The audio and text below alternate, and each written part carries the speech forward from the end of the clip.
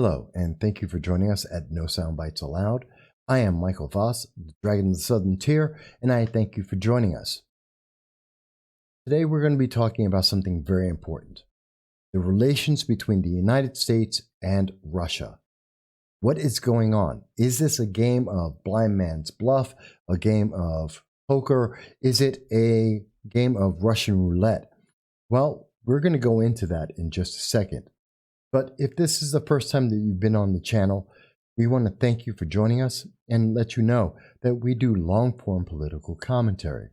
And every Sunday at 2:30 p.m. Eastern Standard Time, we do a live stream with you on Facebook, Twitter, YouTube, DLive, and all social media that we are able to access to reach out to you and have an expression of free speech, taking your text, your calls, your chats, and speaking with you about the issues that matter.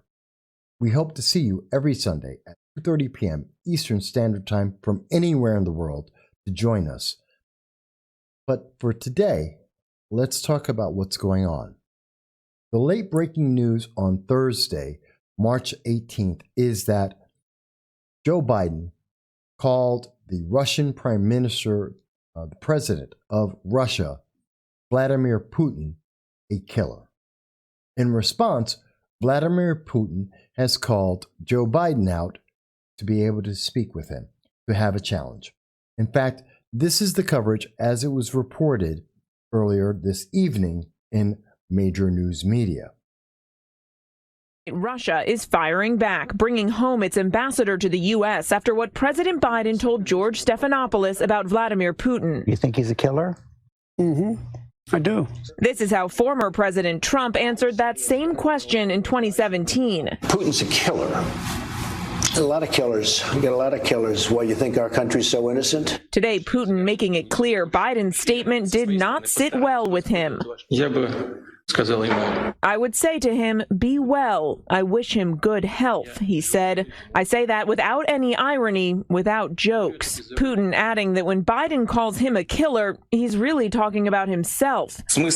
Putin saying when we evaluate even other states, other peoples, we always look as though in a mirror, and we always see ourselves. American intelligence agencies have determined Putin once again tried to meddle in the 2020 election. Biden telling George that will cost him. So what price must he pay?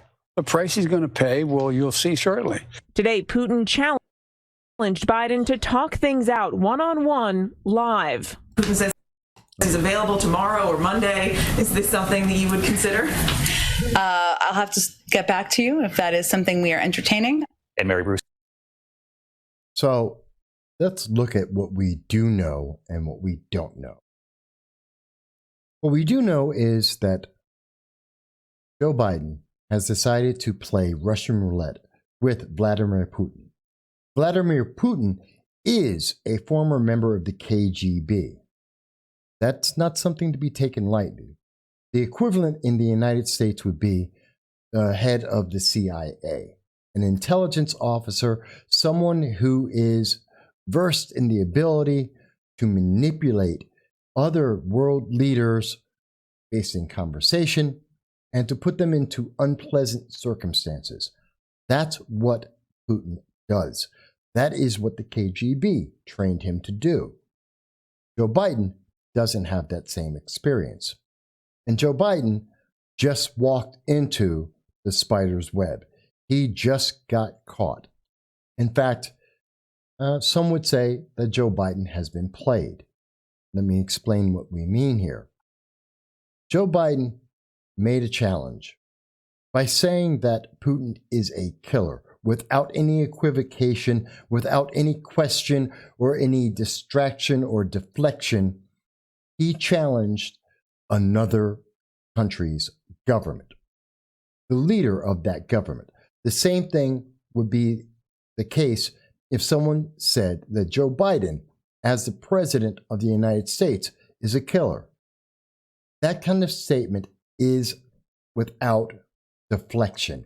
It has to be answered. And the answer that came from Putin was in fact a statement regarding the comments from Joe Biden as if he were a child.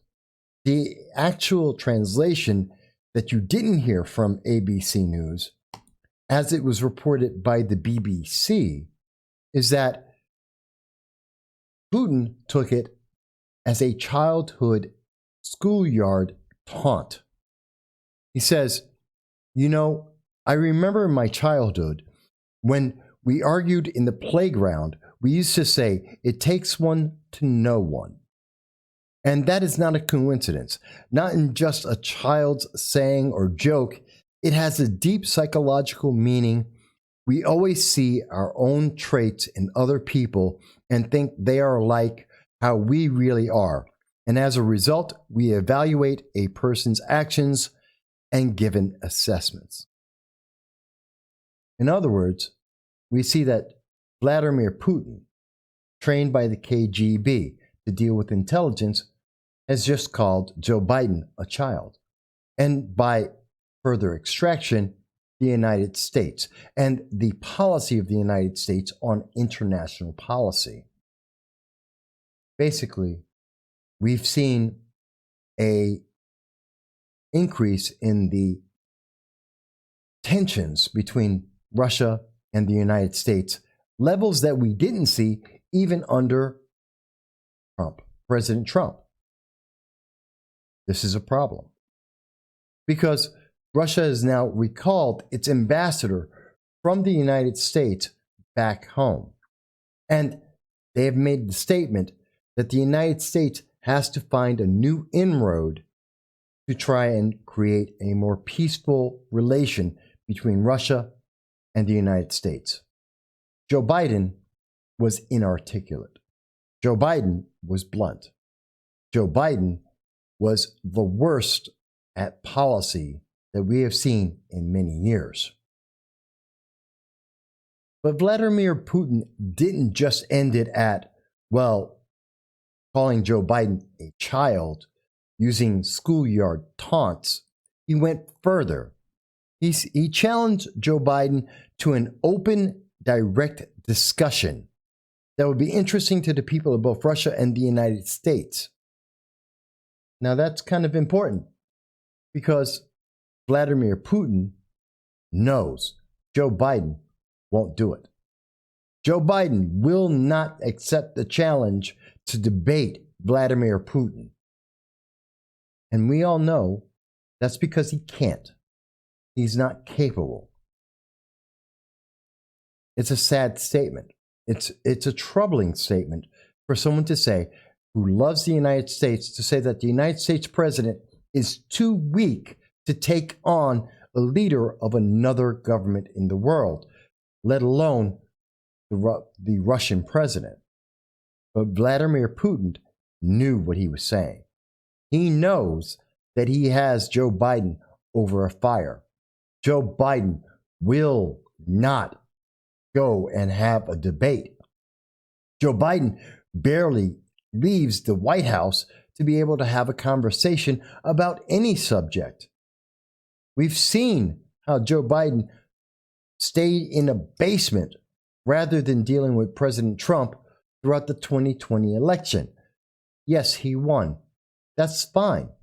But now he has to deal with the international politics. And when he challenged Vladimir Putin, the Russian president, and directly called him a killer, well, he set the stage for what we're seeing now. So this is Russian roulette. Who pulls first? Who will be the last person standing? Vladimir Putin is very confident it will be him. And we have to say, with all honesty, it's not likely to be Joe Biden, a man who is not known for its confidence, who earlier today was being quoted for again calling Kamala Harris, his vice president, the president of the United States. It's a play of weakness. And where does Joe Biden go from here? How does he move forward? What is the next step? You've called the president of a country a killer. You've said that they were involved in the United States in trying to change the election. But we know for a fact, as was just earlier today mentioned by Glenn Greenwald and several others in the media, that the very same foreign threats to the U.S. 2020 elections report provided by the Office of the Director of the National Intelligence did not mention any evidence. There is no evidence at this time that Russia actually did anything. There's the accusation, but there's no proof. No proof that was provided to the U.S. media, no proof that was provided to the international media watching this. So that means that Joe Biden is playing a weak hand, and he bluffed. He figured that Vladimir Putin wouldn't respond, and if he did respond, that he wouldn't respond strongly. Vladimir Putin called Joe Biden's bluff. He knows that there is no evidence of Russia interfering in the U.S. elections, according to the Director of the National Intelligence and the report that was put out earlier today. Joe Biden is losing. Joe Biden has just put America closer to a war than we have seen in many, many years. And there's no need for it. There was no reason for it. If Joe Biden was willing to actually debate Vladimir Putin, Putin would have never asked for it. If Putin actually had a fear of Joe Biden as president, or Kamala Harris for that matter, he would have never made the challenge. But Vladimir Putin sees weakness, just like the Middle East sees weakness. They don't believe Joe Biden is competent. And because of that, the United States is therefore not competent. And they're taking advantage of it, just like China, North Korea, Syria, Venezuela, and many other countries across the world. We're in a very difficult position right now. All because of Joe Biden having a bit of bluster. Taking a moment with George Stephanopoulos to sound strong for his constituents, for his red meat supporters, the progressive left. But there is a consequence when you go onto an international stage and make the statements that Joe Biden made. We have to hope that the United States will not pay for that bluster, because that bluff is empty. Joe Biden is not capable of being able to hold a debate with anyone. You don't have to agree with us. Vladimir Putin is sure of it. That's why he asked for it. And I guarantee you, he's not going to give Joe Biden a break if Joe Biden were to even try. And he won't. As we heard from the press secretary, there is no intention to do this. There is no intention to follow this up. Joe Biden is giving way. His bluff has been called. But the dominoes don't stop here. Because Vladimir Putin has called out Joe Biden and called his bluff, other nations are paying attention. China, North Korea, Iran. They're paying attention. And this is chess on an international level. And when you bluff and you're called on it, you're not called by just one nation. You're being called by all nations. Joe Biden just made America weak. Perhaps you think we're wrong. Perhaps you think we've misunderstood. And we look forward to hearing what you have to say about this.